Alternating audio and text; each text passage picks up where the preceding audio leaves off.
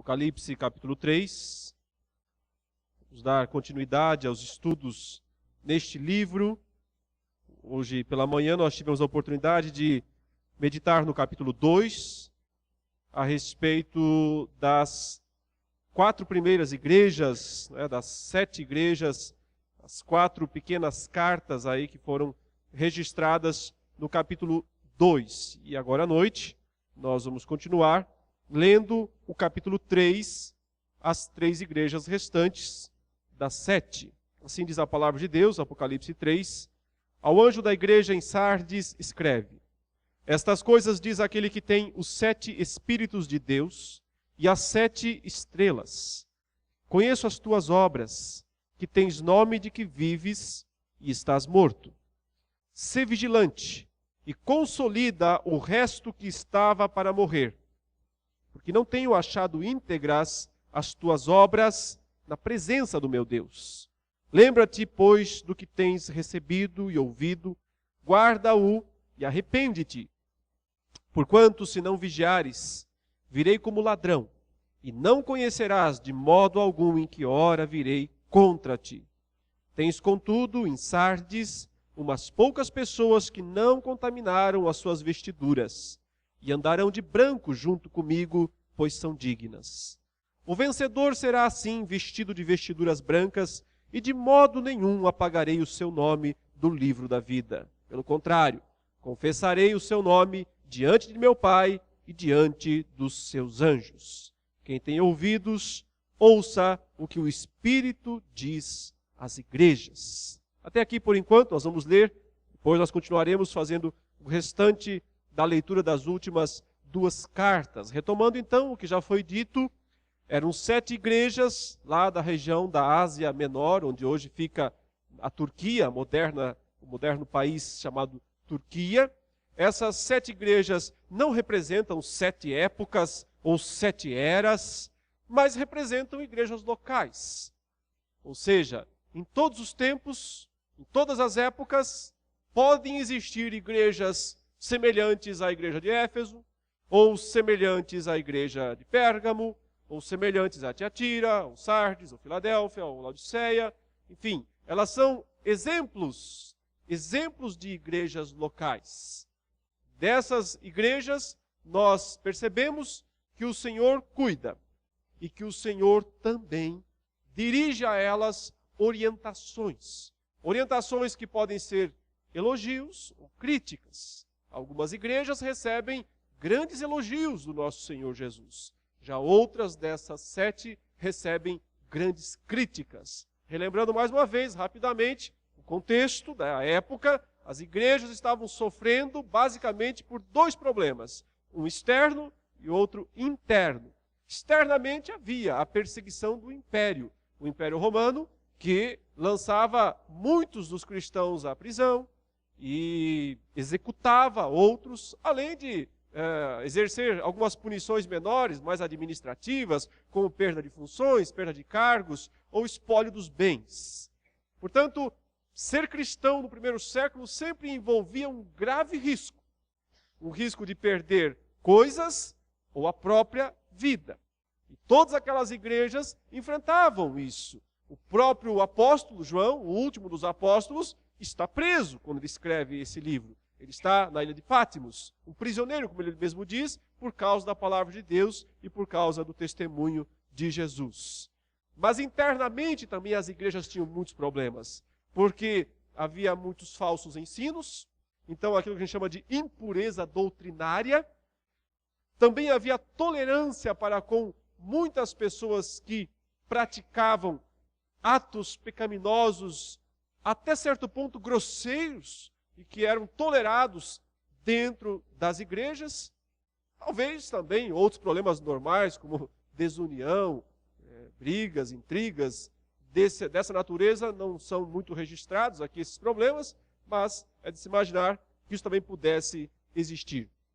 As 4 igrejas do capítulo 2 recebem alternadamente elogios e críticas. Então, Éfeso foi elogiada por sua firmeza doutrinária, por sua rejeição aos falsos apóstolos, homens que se diziam apóstolos e que tentaram adentrar a igreja de Éfeso, mas a igreja preparada, conhecedora da palavra de Deus, rechaçou esses falsos apóstolos, esses homens maus que são citados lá, e simplesmente os mandou embora, os nicolaítas, né? Aqueles que admitiam que os cristãos podiam participar livremente das festas, das festas pagãs, dos rituais de homenagem ao imperador, que eles podiam viver tranquilamente na igreja e no mundo. Mais ou menos isso era o que defendiam os nicolaítas, que são aqui duramente criticados. E a igreja de Éfeso foi fiel por rejeitar esses ensinos, mas recebeu uma crítica também do nosso Senhor. A crítica foi, ele disse, que ela, a igreja de Éfeso, havia perdido o primeiro amor. Não quer dizer que ela não amasse mais ao Senhor, mas quer dizer que ela não tinha mais o mesmo entusiasmo pelas coisas de Deus. Então, uma combinação que muitas vezes acontece em muitos locais, em muitas igrejas, uma preocupação com a sã doutrina, mas uma despreocupação com viver a intensidade da fé, do amor, da prática para com Deus, do fervor espiritual. Facilmente as igrejas podem seguir esse caminho, infelizmente, não é? De se preocupar tanto com a doutrina, tanto com a ortodoxia, mas se esquecer que é preciso entusiasmo para com as coisas de Deus, que é preciso fervor, que é preciso dedicação, que é preciso oração, que é preciso arrependimento e, acima de tudo, é preciso o amor verdadeiro para com o Senhor. A segunda igreja, a igreja de Esmirna, não recebeu nenhuma crítica. Ela foi elogiada pelo Senhor, apesar de ser uma igreja fraca, o texto diz, pobre. Uma igreja pobre, oprimida, perseguida, enfrentaria perseguições ainda piores, porque o Senhor até adverte e diz, olha, Satanás vai lançar muitos de vocês na prisão, e vocês vão ter tribulação de 10 dias. Uma igreja que estava debaixo da mira do mal, do inimigo, provavelmente recebendo duras sanções das autoridades romanas. Mesmo assim, essa igreja recebe elogio de ser verdadeira, de ser fiel. Então, sua característica principal é perseguida, porém fiel. A terceira igreja, Pérgamo, que nós também podemos estudar hoje pela manhã, tinha no meio dela pessoas muito fiéis a Deus, como um homem, inclusive, que foi martirizado. Um homem chamado Antipas, um crente do primeiro século, que acabou sendo morto por causa do evangelho. Mas, por um lado, essa igreja tinha algumas pessoas muito fiéis, mas tolerava a impureza doutrinária. Os falsos apóstolos que foram rejeitados em Éfeso eram aceitos em Pérgamo. Os nicolaítas que eram rejeitados em Éfeso eram aceitos em Pérgamo. Então nós percebemos como há contrastes entre as igrejas, entre as 7 igrejas, e como é possível que mesmo igrejas verdadeiras, porque todas as 7 são verdadeiras, podem variar muito de status, de condição, de situação diante de Deus. A quarta igreja, Tiatira, é elogiada pelo Senhor por ser uma igreja muito operosa, uma igreja que se dedicava muito ao Senhor, que trabalhava muito. Essa é a ideia que passa da leitura do texto. Porém, ela é criticada pelo Senhor por ser uma igreja muito mística, uma igreja muito voltada para um suposto conhecimento espiritual secreto. Lá havia uma profetisa chamada Jezabel. E essa profetisa dizia ensinar a igreja as coisas profundas de Satanás. Como se o único modo que os crentes tinham de ser fiéis a Deus era conhecer profundamente o inimigo. Ela provavelmente ensinasse algo mais ou menos assim e também autorizava a prática da prostituição, né, dentro da própria igreja.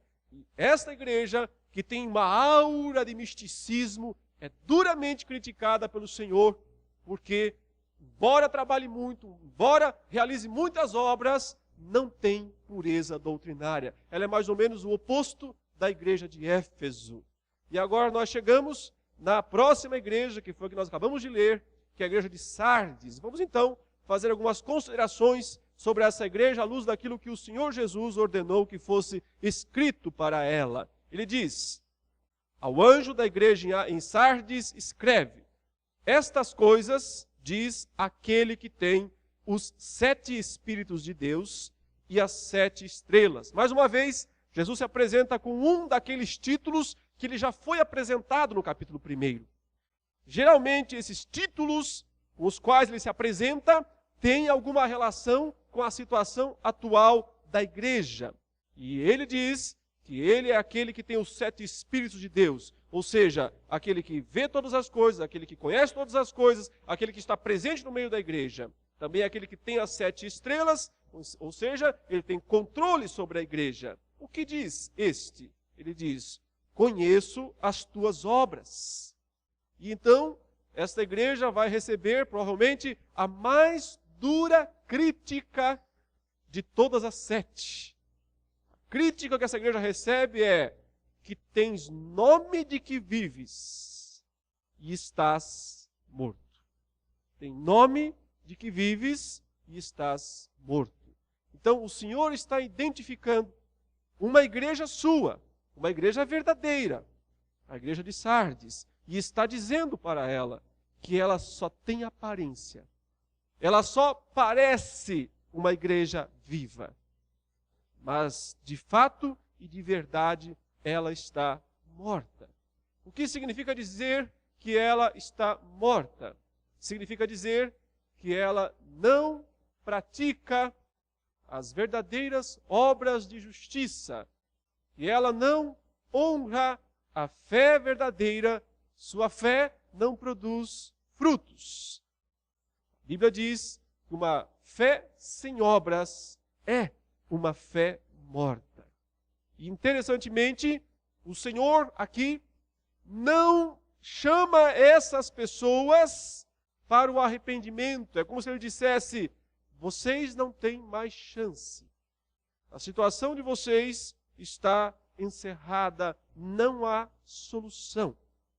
Ao ponto que, inclusive, há esse intrigante versículo 2, em que o Senhor diz, ser vigilante, em outras palavras, esforça, seja cuidadoso e consolida o resto que estava para morrer. É como se ele dissesse, olha, quem está aí ainda mais ou menos, né? Então, que morra de vez.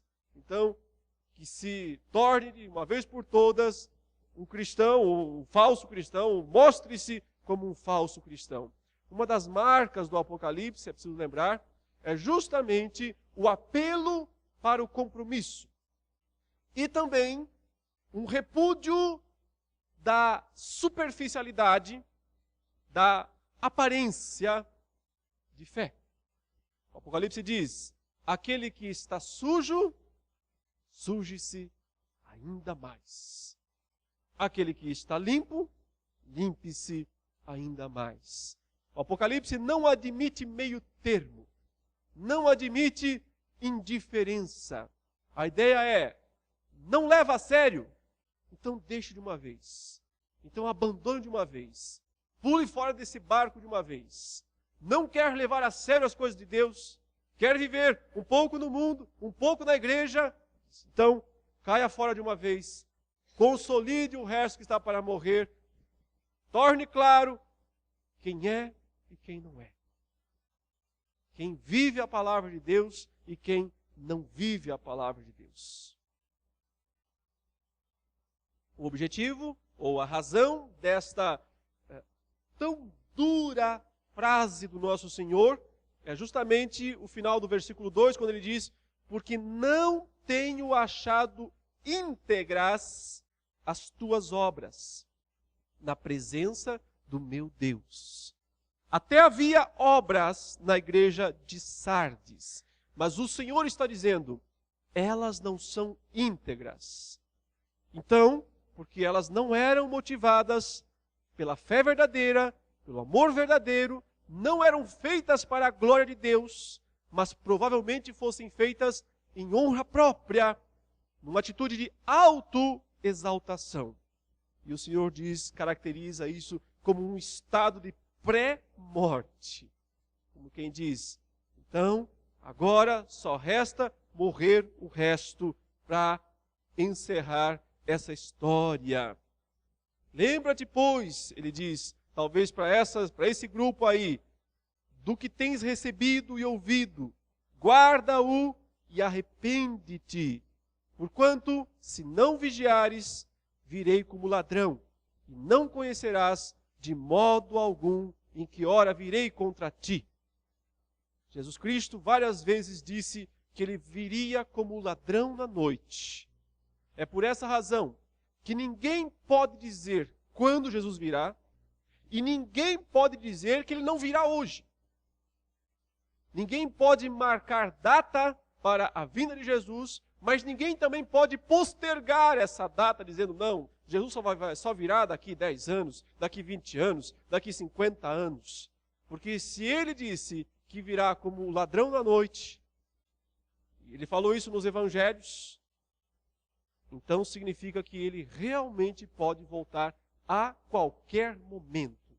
Mas no caso desses crentes de Sardes, isso seria uma má notícia.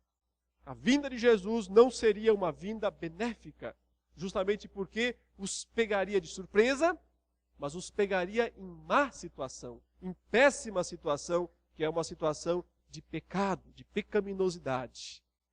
Porém, a igreja de Sardes não era uma igreja inteiramente corrompida, como parece ser o caso da igreja de Laodiceia, que é a última da sequência. A igreja de Sardes, ele diz no versículo 4, tu tens, contudo, em Sardes, umas poucas pessoas que não contaminaram as suas vestiduras. Umas poucas pessoas. Dentro de uma igreja inteira, ele disse que havia umas poucas pessoas que não contaminaram as suas vestiduras, que não se contaminaram com o mundo, que não se contaminaram com o pecado. E por causa disso, elas receberão, ainda que a igreja inteira esteja desviada e praticamente perdendo o status de igreja, porém, essas pessoas que não se contaminaram, que não sujaram as suas roupas, esta é a ideia, andarão de branco, com roupas alvejadas, andarão de branco junto comigo, pois são dignas. O Senhor, portanto, garante a elas que o fato delas não terem se contaminado garantirá também a pureza eterna, da perfeita salvação dessas pessoas. O vencedor, aí vem a promessa, será assim vestido de vestiduras brancas. E de modo nenhum apagarei o seu nome do livro da vida. Pelo contrário, confessarei o seu nome diante de meu Pai e diante dos seus anjos. Essa frase, essa promessa de Jesus de que de modo nenhum apagará o nome dessa pessoa do livro da vida, tem levado muitos a pensar que é possível apagar um nome escrito no livro da vida. O livro da vida em Apocalipse é sinônimo de salvação. É dito, inclusive, que esse livro foi escrito desde a fundação do mundo. É um livro onde os nomes, nós entendemos, dos eleitos de Deus estão listados, desde que Deus criou, antes mesmo de Deus criar o mundo, criar a terra, ou criar o próprio ser humano.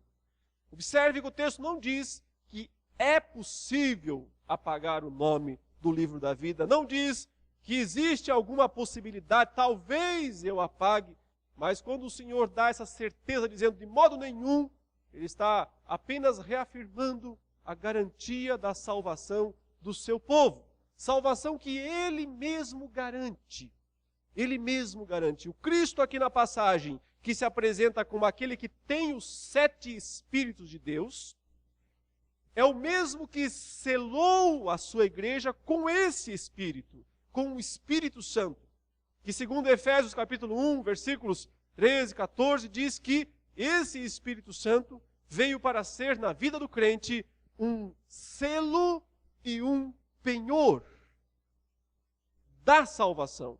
Ou seja, quem garante a salvação não é o homem, mas é Deus. É o Senhor que garante a salvação da sua igreja, do seu povo. O Cristo, que tem os 7 Espíritos de Deus, está dizendo ao seu povo, o seu nome. Você que é crente verdadeiro, você que não se contaminou com o mundo, você que não vive, você que não está morto ou morrendo, mas você que é crente verdadeiro, o seu nome nunca será apagado do livro da vida. Porque o penhor que está na sua vida, que é o Espírito Santo, o selo que está sobre você, que é o Espírito Santo, é a garantia do próprio Deus de que os verdadeiros crentes não poderão perder a salvação. Ao contrário, ele diz, eu vou bancar o nome de vocês diante de Deus e diante dos santos anjos. Eu vou bancar, eu vou confessar, eu garantirei o nome de vocês diante das esferas celestes, das cortes celestes. Eu garanto o nome de vocês no livro dos vivos, no livro daqueles que habitarão o novo céu e a nova terra.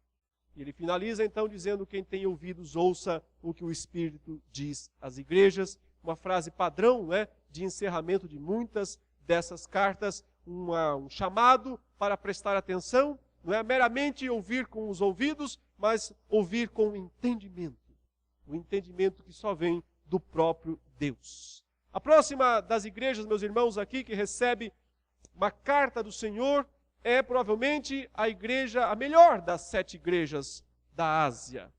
Ao anjo da igreja em Filadélfia escreve, estas coisas diz o santo, o verdadeiro, aquele que tem a chave de Davi, que abre e ninguém fechará, e que fecha e ninguém abrirá. Conheço as tuas obras. Eis que tenho posto diante de ti uma porta aberta, a qual ninguém pode fechar. Que tens pouca força, entretanto guardaste a minha palavra e não negaste o meu nome. Eis farei que alguns dos que são da sinagoga de Satanás, desses que a si mesmos se declaram judeus e não são, mas mentem, eis que os farei vir e prostrar-se aos teus pés e conhecer que eu te amei. Porque guardaste a palavra da minha perseverança, também eu te guardarei da hora da provação que há de vir sobre o mundo inteiro, para experimentar os que habitam sobre a terra. Venho sem demora, conserva o que tens, para que ninguém tome a tua coroa. Ao vencedor, faloei coluna no santuário do meu Deus, e daí jamais sairá. Gravarei também sobre ele o nome do meu Deus, o nome da cidade do meu Deus, a nova Jerusalém, que desce do céu, vinda da parte do meu Deus, e o meu novo nome. Quem tem ouvidos, ouça o que o Espírito diz às igrejas. Portanto, se Sardes é uma igreja morta, exceto uma minoria que é fiel, Filadélfia é uma igreja fraca, porém vitoriosa no testemunho. Na sua maioria, os irmãos, os crentes da cidade de Filadélfia foram vitoriosos no testemunho. Há muito tempo tem sido notado que a palavra Filadélfia, significa amor de irmão, a ideia de comunhão verdadeira, onde os irmãos se amam, onde os irmãos vivem, de fato, o verdadeiro amor uns pelos outros.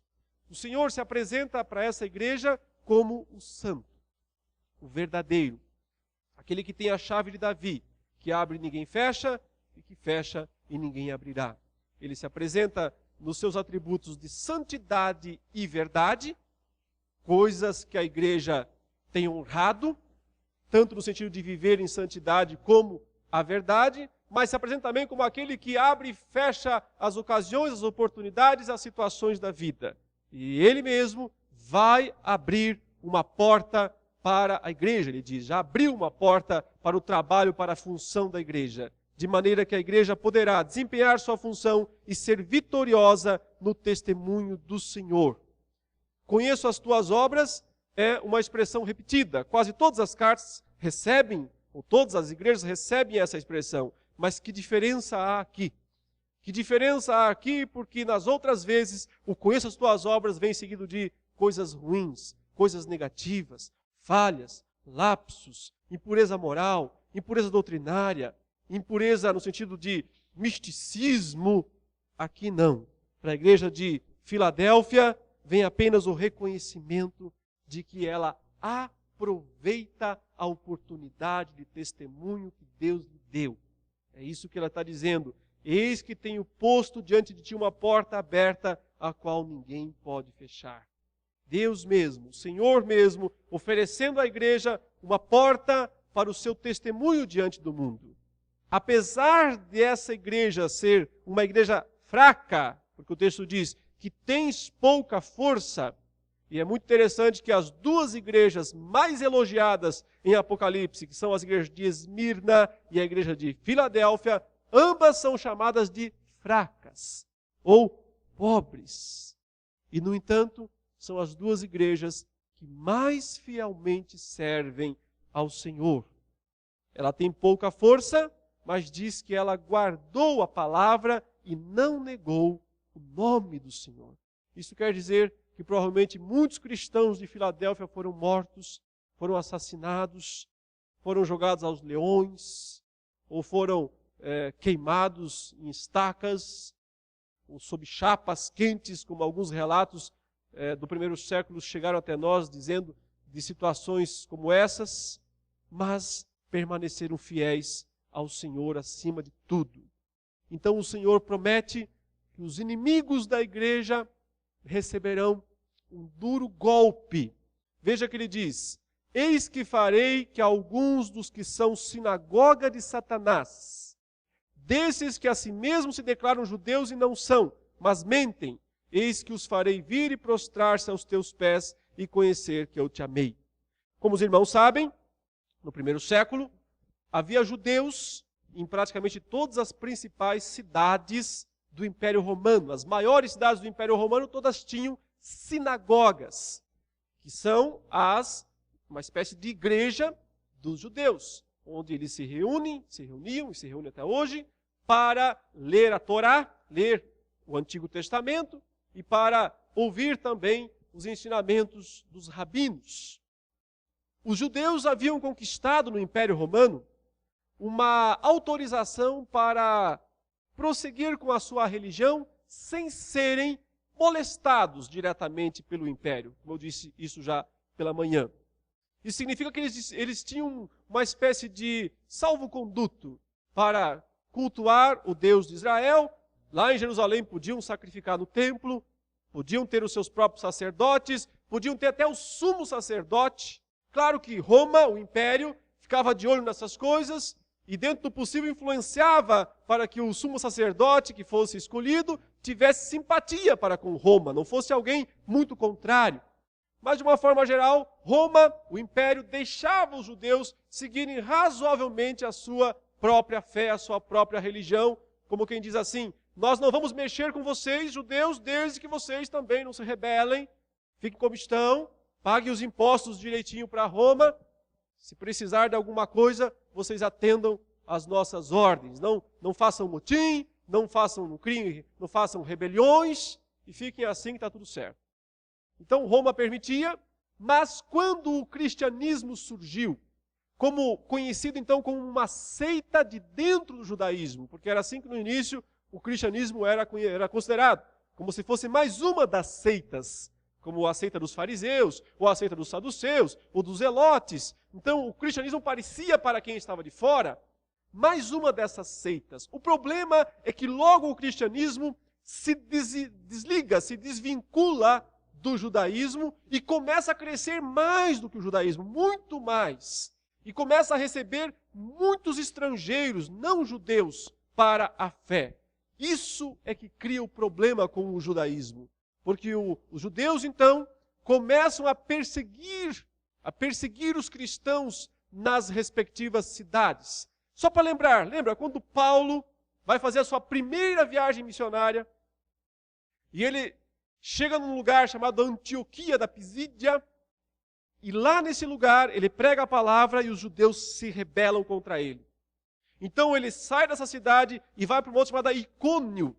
Quando ele chega em Icônio, judeus, outra vez, se reúnem, fazem motim e querem apedrejá-lo. Começam a convencer as autoridades da cidade de Icônio para que apedrejem Paulo. Paulo, ao perceber que a coisa está ficando complicada, ele sai de Icônio, ele e os seus discípulos, eles deixam a cidade e vão para Listra, uma cidade da Licaônia, uma cidade bem atrasada, uma cidade bem interiorana. Paulo vai para Listra, pensando que assim ele vai fugir da perseguição. Que nada. Ele chega em Listra, os judeus de Antioquia, de Icônio, também vão para Listra. Eles vão lá para fazer oposição ferrenha ao apóstolo Paulo. Resultado, o apóstolo Paulo é apedrejado na cidade de Listra. Apedrejado, linchado publicamente. O arrastam para fora da cidade e o largam lá como morto. Aí os seus discípulos o rodeiam, diz a palavra, e ele se levanta, um milagre provavelmente, uma ressurreição talvez, não sabemos, o texto não esclarece, mas um homem apedrejado se levantar, parece mesmo um grande milagre, não ter morrido, ou se morreu, então de algum modo o poder de Deus o traz de volta. Paulo se levanta e volta para a cidade de Listra, depois vai para a próxima que é Derbe, volta outra vez para Listra, volta para Icônio, volta para Antioquia, como quem diz, tem mais pedra aí? Já jogaram todas?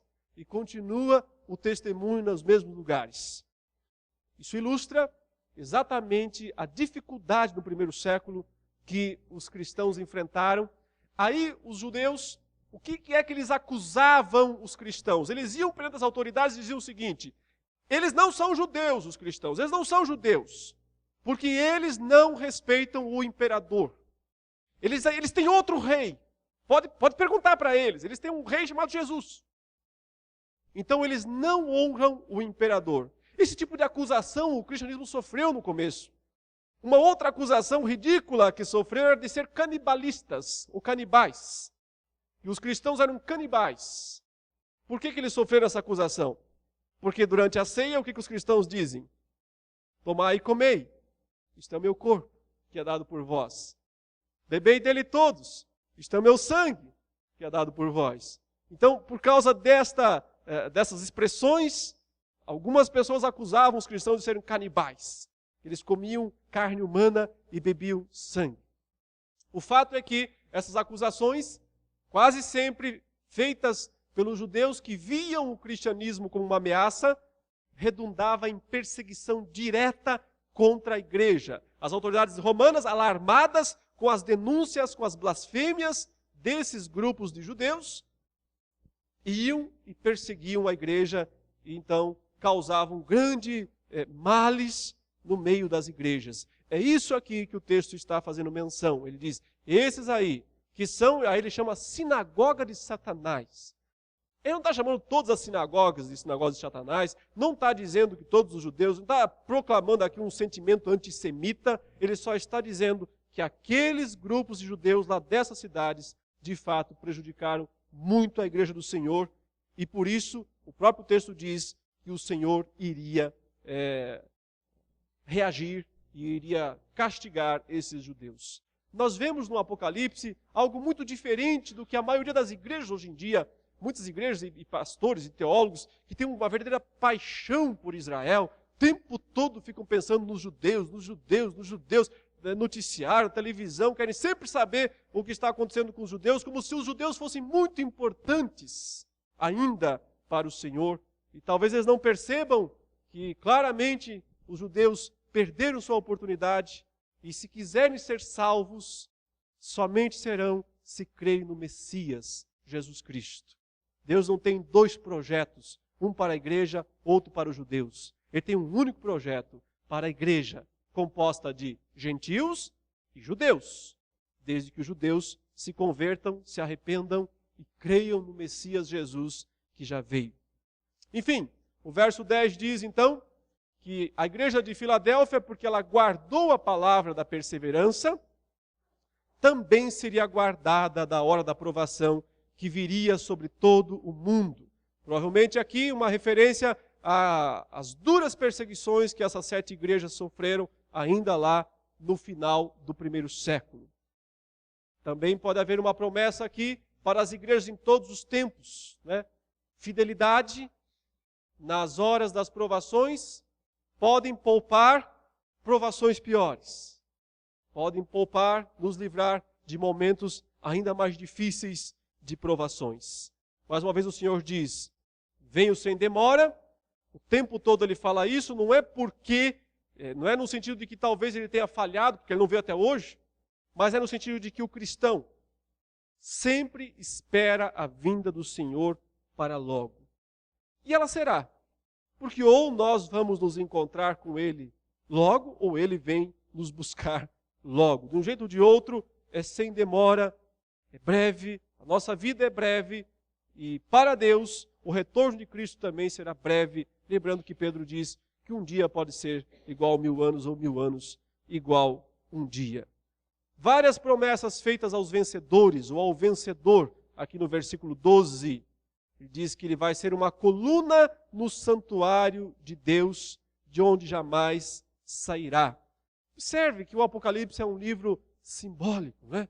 Se nós interpretarmos as expressões do Apocalipse como literais, então Deus ia transformar alguns crentes em colunas. Eles iam virar uma espécie de uma coluna de tijolo lá no santuário de Deus. É óbvio que não.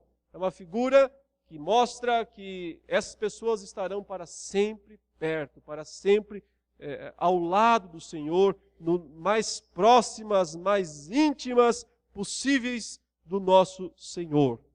Diz também que vai gravar sobre ele o nome de Deus e o nome da cidade de Deus. Então, a menos que Deus faça alguma tatuagem em nós, né, com o nome dele em nós, literalmente, a menos que ele faça isso, o que eu acredito que ele não vai fazer, porque ele tem bom gosto, ele vai simplesmente nos dar a presença dele em nós o tempo todo, de maneira que nós, de forma alguma, sejamos dissociados do nosso Senhor. Nós sempre seremos identificados como aqueles que pertencem ao Senhor Deus. Diz ainda que ele vai dar para essas igrejas, para esses fiéis, o nome novo dele mesmo, de Jesus. Eu não acho que isso signifique que Jesus vai ter outro nome no futuro, mas é no sentido de uma revelação muito mais ampla de Jesus, um conhecimento novo, um conhecimento dele. Conhecer o nome na literatura hebraica significa conhecer a personalidade.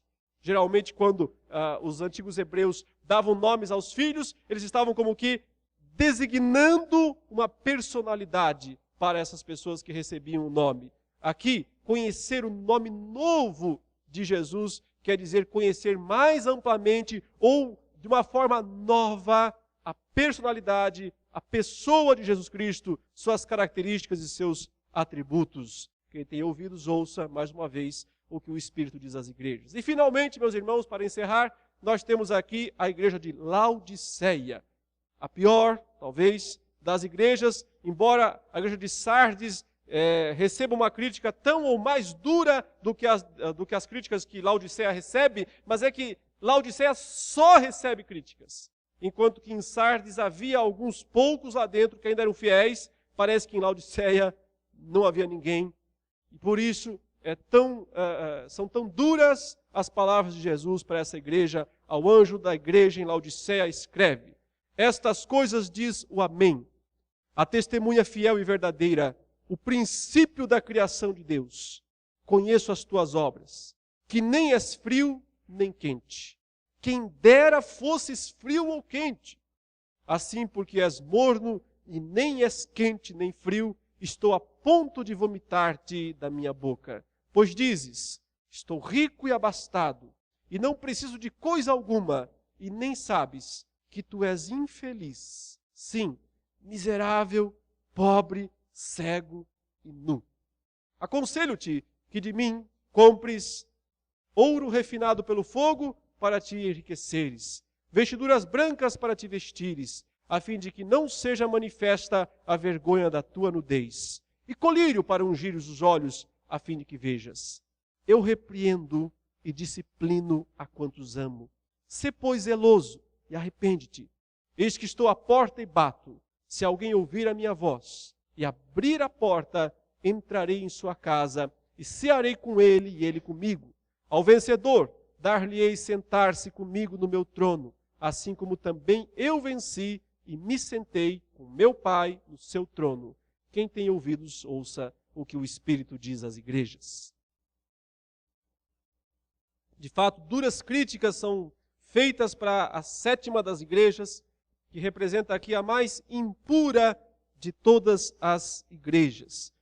Como os irmãos têm percebido, eu não tenho entrado tanto em detalhes históricos, de topografia ou de informações das cidades, porque os irmãos já ouviram dezenas de sermões a respeito das 7 igrejas. O meu objetivo aqui foi condensar o estudo dessa parte, justamente para dar mais destaque nos próximos estudos ao restante do livro, que geralmente é menos explorado, menos estudado. Mas Laodiceia realmente chama muita atenção, porque Laodiceia era uma cidade rica, uma cidade com muitas propriedades, uma cidade com fontes muito famosas, tidas como medicinais. Era uma cidade onde se desempenhavam muitas funções valiosas e reconhecidas em boa parte daquela região. E lá havia uma igreja que era tão rica quanto a própria cidade. Uma igreja que parecia tão próspera quanto a própria cidade. Mas isso tudo era só aparência. E o Senhor então diz, Ele que é o amém, o fim, o assim seja. Ele que é a testemunha fiel e verdadeira, ou seja, aquele que viveu e morreu pela verdade sem jamais retroceder no testemunho. Ele que é o princípio da criação de Deus. Ele diz, conheço as tuas obras. E aí então diz, o problema é que você não é nem frio e nem quente. Quem dera fosses frio ou quente. Provavelmente um trocadilho mesmo que ele faz com a cidade de Laodiceia, onde havia uma fonte muito famosa de águas mornas. Então ele diz, era melhor que você fosse frio ou que você fosse quente, mas porque você é morno, eu estou a ponto de vomitar-te da minha boca. Ou seja, o Senhor está dizendo que o estilo de vida indiferente, despreocupado daquela igreja causava náuseas nele. É claro, isso é um sentido figurado, é um símbolo, não estamos falando isso de forma literal, mas o Senhor está dizendo que ele pode aguentar tudo, menos indiferença, menos crentes que vivem de uma maneira frouxa, com lassidão espiritual, que não são firmes. Ele diz, antes você fosse frio então, ou então fosse quente. Mas essa mornidão ele considerava insuportável para o próprio Deus. A razão estava então no quê? Num orgulho. A causa dessa indiferença espiritual da igreja de Laodiceia era o orgulho pela sua condição, pelo seu status. Ele diz, ele parafraseia a própria igreja, pois dizes, estou rico e abastado e não preciso de coisa alguma. É um senso de autossatisfação. Eu já tenho tudo o que eu preciso. Eu não preciso de mais nada. Uma igreja que se basta. Ela acha que ela tem tudo o que ela precisa, que ela não precisa de mais nada, que ela já alcançou o top, que ela já está lá no nível máximo do que ela poderia ter. É justamente esse sentimento que causa no Senhor ânsias, ânsia de vômito. Porque uma igreja jamais, nunca pode se contentar com o que já tem.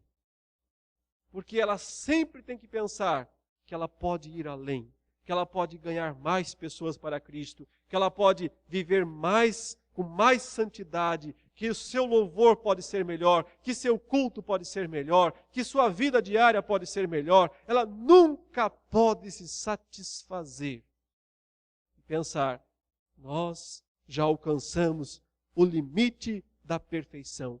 Esse sentimento cria no Senhor ânsias. Diz, estou a ponto de vomitar-te.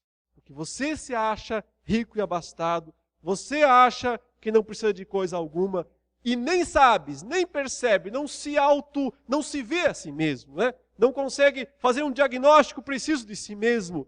Você não percebe, ele diz que você é infeliz, que você é miserável, que é pobre, cego e nu. Várias palavras aqui que fazem menção de vários produtos, como colírio, como roupas, lãs, que eram famosos naqueles dias lá na igreja de Laodiceia. Então o Senhor diz, aconselho-te que de mim compres ouro refinado pelo fogo para te enriqueceres, vestiduras brancas para te vestires, a fim de que não seja manifesta a vergonha da tua nudez, e colírio para ungires os olhos, a fim de que vejas. É claro que o Senhor não quer vender colírio para a igreja, não quer vender ouro para a igreja. Ele está falando no sentido figurado, dizendo que as verdadeiras riquezas espirituais só Ele pode conceder à sua igreja. Que isso não são conquistas da própria igreja, mas que é o Senhor que pode dar a verdadeira riqueza.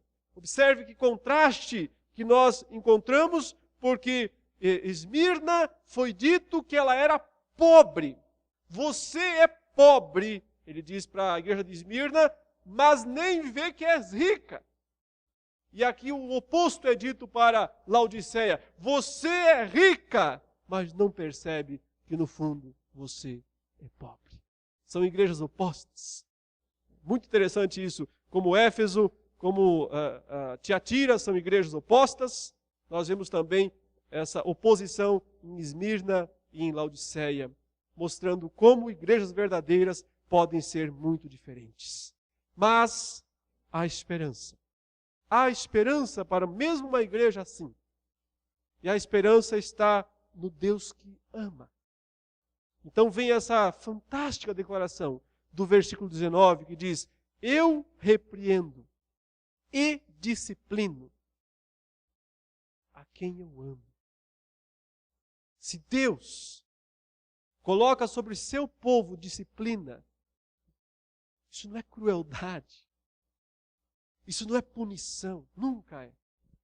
Mas sempre é um ato de amor, um ato da misericórdia do Senhor, para que a igreja acorde, para que o crente individualmente acorde e passe a ser fiel ao Senhor.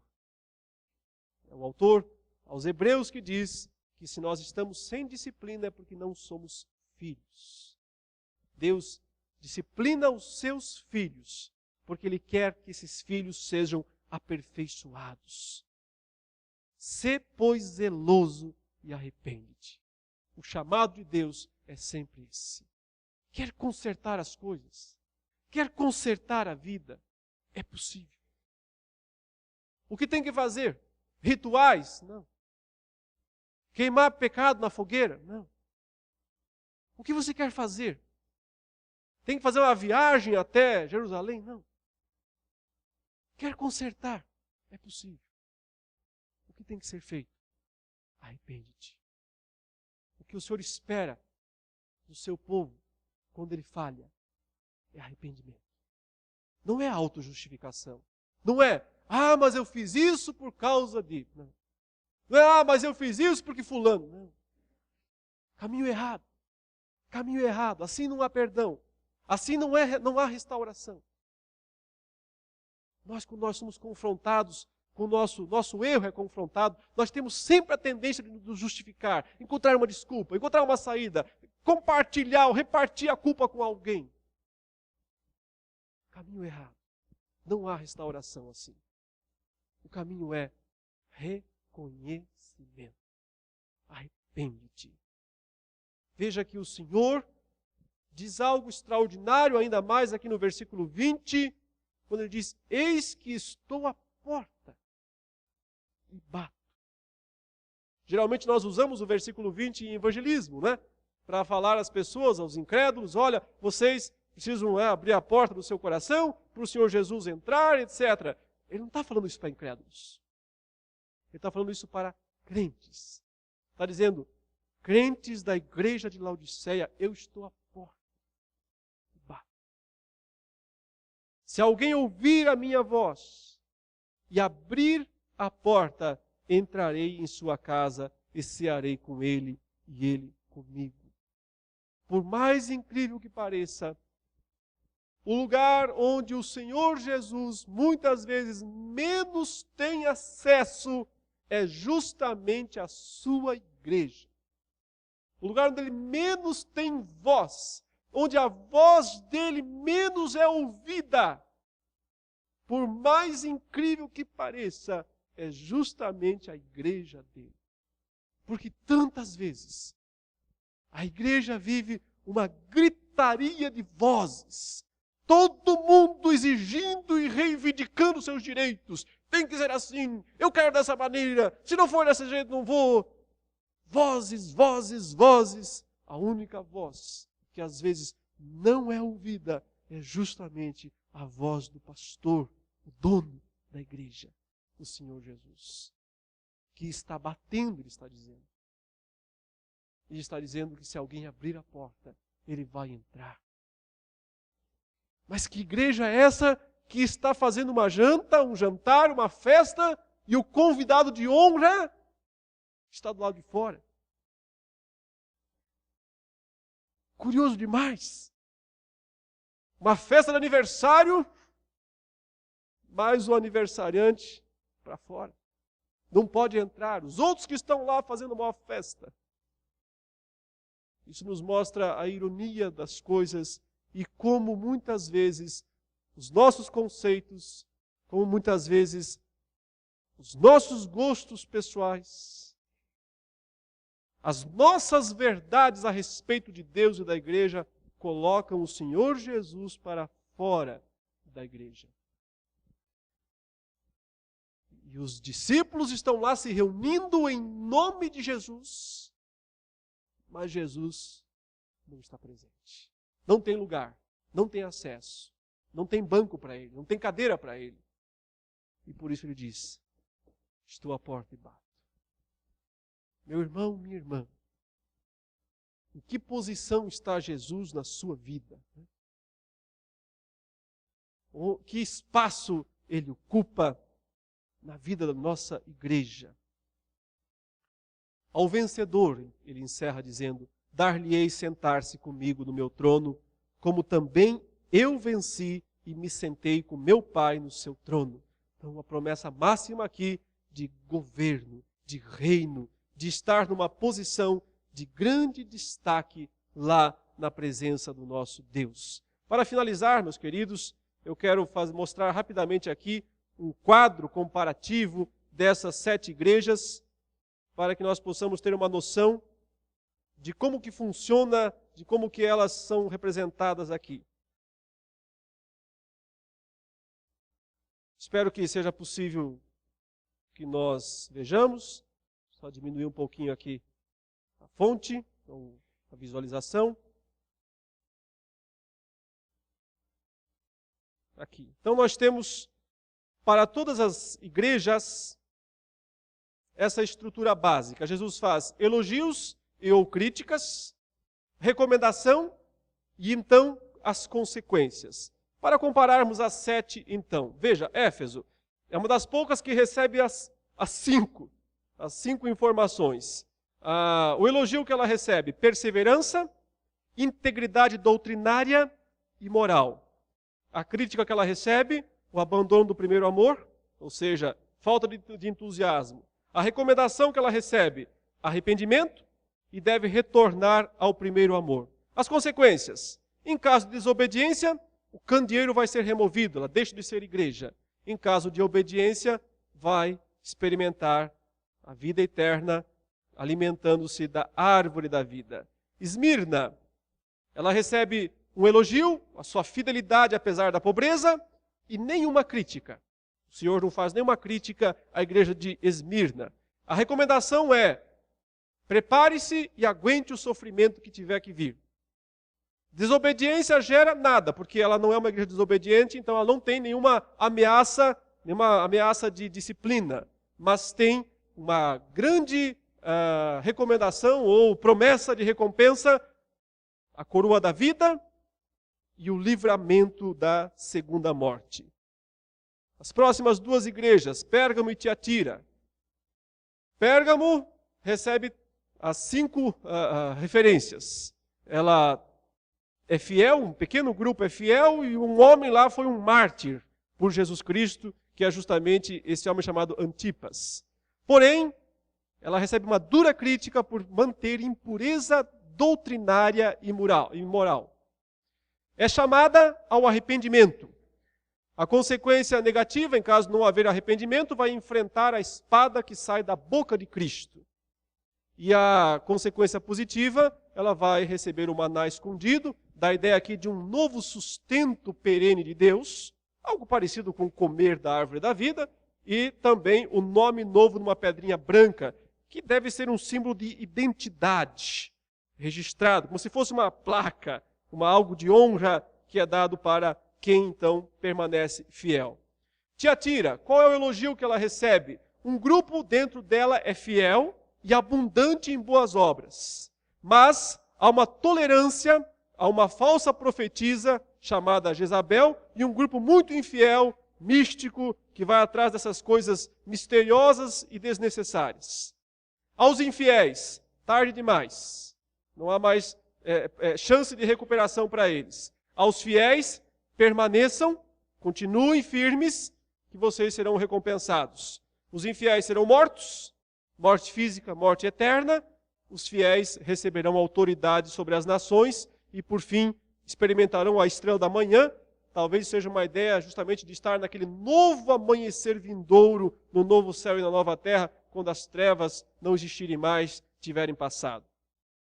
As próximas igrejas, Sardes, o elogio que ela recebe é porque ela tem poucas pessoas lá fiéis, mas a dura crítica recebida é a aparência de alguém que está vivo, mas está morto.